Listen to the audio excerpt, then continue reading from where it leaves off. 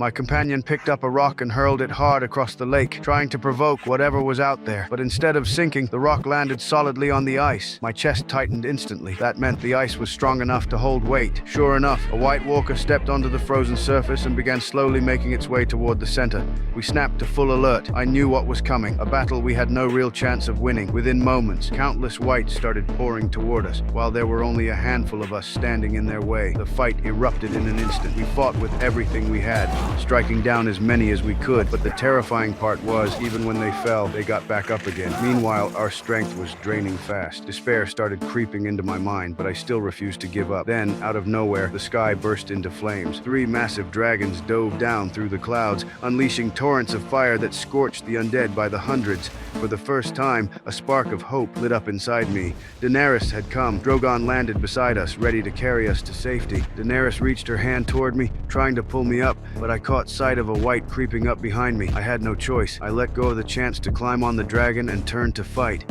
At that same moment, the Night King calmly took hold of an ice spear, pure white and razor sharp. Without hurry, he raised it and aimed at Viserion in the sky. My heart froze as I watched. The next second, the spear ripped through the air and struck Viserion straight in the chest.